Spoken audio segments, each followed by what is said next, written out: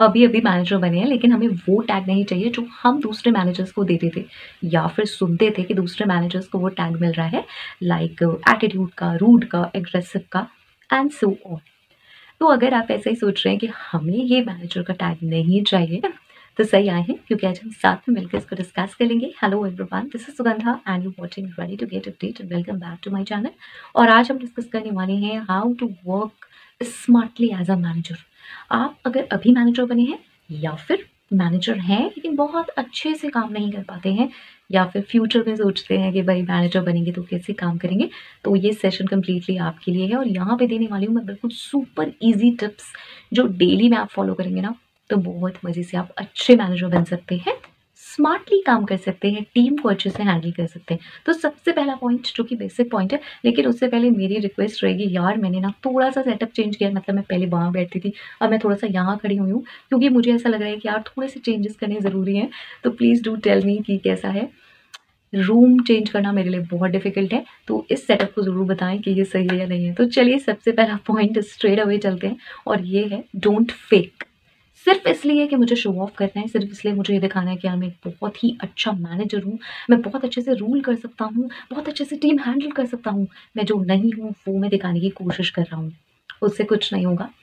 आप रूड होके, एग्रेसिव होके, शो ऑफ करके कभी भी अपनी टीम बिल्ड नहीं कर सकते हैं, क्योंकि रियलिटी में आपको वहाँ पे काम करना है, काम लेना है एम्प्लॉयज़ से। तो जब हमें काम लेना है ना एम्प्लॉयज़ से, तो एम्प्लॉयज़ के साथ में चलना पड़ेगा, हमें उनकी चीज़ों को समझना पड़ेगा। जितना हम चाहते हैं कि वो हमें अंडरस्टैंड करें ना, उतना ही हमें उन्हें भी अंडरस्टैंड करना पड़ेगा। एंड कोई भी पर्सन, चाहे हम भी हैं, किसी भी ऐसे पर्सन के साथ काम नहीं कर सकता जो रूड हो, एग्रेसिव हो, सिर्फ अपनी बात करता हो और टीम के बारे में ना सोचता हो। तो फेक नहीं बनना है हमें, हमें किसी की कॉपी नहीं करनी है कि वो मैनेजर ऐसा था तो टीम बहुत अच्छी रहती थी।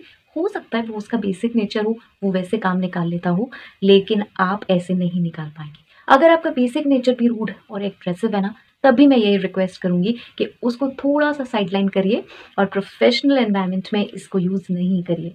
Second, simplify. Try to simplify almost everything and yes you can do. जो चीज़ें आपके हाथ में है वो आप सिंप्लीफाई कर सकते हैं, बिना बात के उसको कॉम्प्लेक्स बनाने की ज़रूरत नहीं है। तो सबसे पहली चीज़ हम क्या सिंप्लीफाई कर सकते हैं, कोऑर्डिनेशन विद सबऑर्डिनेट्स। बहुत ही साउंड कोऑर्डिनेशन अगर हमें रखना है तो हमें सिंप्लीफाई रखना पड़ेगा, सिंप्लीफाइड होना चाहिए। जब भी फेस टू फेस कन्वर्सेशन करें तो बिल्कुल ही क्लियर रखें, बिल्कुल ट्रांसपेरेंट रखें, बिल्कुल सीधी सीधी बात करें। उसी के साथ मेल्स, मैसेजेस, एसएमएस, व्हाट्सएप कुछ भी कर रहे हैं तो वहाँ पे भी कन्वर्सेशन को बिल्कुल क्लियर रखें, जिससे कि जो चीज़ें आप उनसे चाह रहे हैं, जिस टाइप का आप वर्क उनसे चाह रहे हैं, वो कम्प्लीटली फुलफिल हो। उसके बाद होता है वर्क। वर्क को ऑर्गेनाइज करिए प्रॉपरली, आप अपने एक्सपीरियंस को यूज़ करिए उसे ऑर्गेनाइज करने के लिए। Don't test every time. हर समय टेस्ट करने की ज़रूरत नहीं है। ऑब्वियसली आपने उन्हें काम दिया है तो वो कैसा करके ला रहे हैं वो सही है, लेकिन बिल्कुल सब कुछ छोड़ देना और ये टेस्ट करते रहना हर समय कि भैया देखते हैं क्या करता है, देखते हैं क्या करता है, तो वो बात नहीं चलेगी। बिकॉज आप अपने एक्सपीरियंस को यूज़ कर सकते हैं, आप एक मैनेजर पोजिशन पे हैं, आपको उनसे काम लेना है, इफेक्टिवली लेना है, टाइम पे लेना है, तो वो तभी हो पाएगा जब आप अपने एक्सपीरियंस को प्रॉपरली वर्क को ऑर्गेनाइज करने में यूज़ करेंगे। एंड थर्ड चीज़ जो कि अगेन इम्पॉर्टेंट है वो है रिपोर्ट्स। यस, रिपोर्ट्स को सिंप्लीफाइड रखें। कभी भी सिर्फ उठाई हुई, देखी हुई, ऐसे ही कहीं से उठाई हुई रिपोर्ट्स को बनाने की प्रेशराइज ना करें। अगर आपने वो रिपोर्ट्स खुद से बनाई हैं, आपको पता है, तो उनको प्रॉपर इंस्ट्रक्शंस दें उन रिपोर्ट्स के लिए। न्यू रिपोर्ट्स भी आई हैं तो पहले खुद से स्टडी करें और तब बनवाएं। यहाँ मैं बिल्कुल ये नहीं कह रही हूँ कि आप सबॉर्डिनेट्स का काम करने लग जाएं, या फिर उन्हें कुछ भी सीखने ना दें, या फिर उन्हें अपना माइंड यूज़ करने ना दें। लेकिन यहाँ पे मैं उसकी बात कर रही हूँ जो हम टेस्ट लेते रहते हैं हर पॉइंट पे सबॉर्डिनेट्स का जानकर। हम खुद भी बहुत सारी चीज़ें नहीं जानते होते हैं और हम इंटरेस्टेड भी नहीं होते हैं, मतलब एज मैनेजर बहुत बार प्रोफेशनल्स रेडी भी नहीं होते समझने के लिए। वो ये चाहते हैं कि यार मेरा एग्जेक्टिव ही सब कुछ करके ले आए और मुझे कुछ मेहनत ही ना करनी पड़े। तो ऐसे काम नहीं चलेगा, बहुत समय तक आप उस पोजिशन पे नहीं रह पाएंगे। Third, be confident. अरे कॉन्फिडेंट तो हम रहते ही हैं, हम एक मैनेजर हैं, तो सबॉर्डिनेट्स के सामने कॉन्फिडेंस वाली बात कहाँ से आती है? वो तो हम हमेशा ही रहते हैं। वो कॉन्फिडेंस है, ओवर कॉन्फिडेंस है, या फिर शो ऑफ है, ये आपको डिसाइड करना है।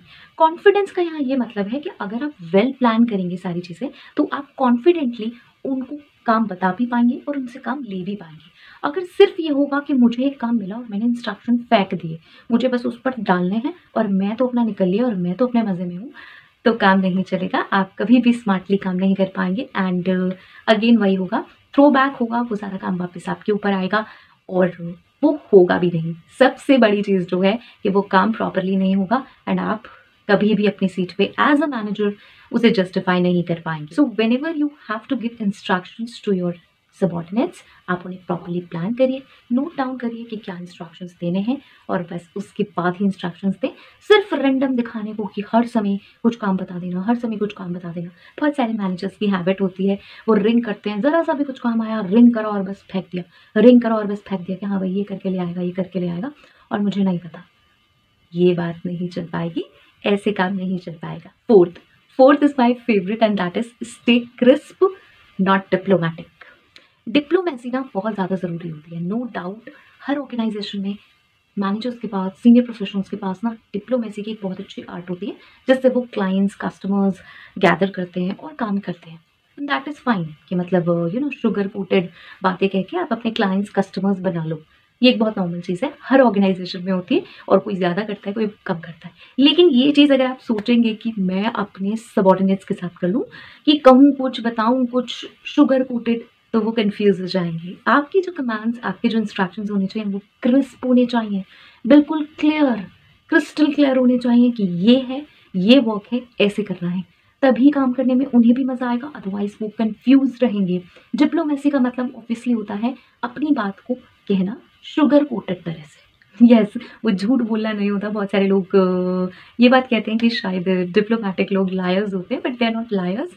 वो इस तरीके से बात को प्रेजेंट करते हैं कि सामने वाले को ये लगता है कि हाँ सब कुछ ठीक है, लेकिन हाँ उसके कुछ फैक्ट्स ऐसे होते हैं जो कि बातों में ही होते हैं, लोग पकड़ नहीं पाते। बस इतना है, राइट। तो अब ये चीज़ अगर आप करेंगे ना, तो यार ये हमारे जो सबॉर्डिनेट्स हैं उनके साथ नहीं चल पाएगी, क्योंकि अगर वो हमारी बात नहीं समझ पाएंगे तो काम क्या करेंगे। ओके, सो आपके जो इंस्ट्रक्शंस है वो क्रिस्प होने चाहिए, आपका कन्वर्सेशन बिल्कुल क्लियर, स्ट्रेट होना चाहिए। Okay, fifth and it is last, और ये कह सकते हैं मेरा सेकेंड फेवरेट है, ये है never ignore text. Yes, managers do this.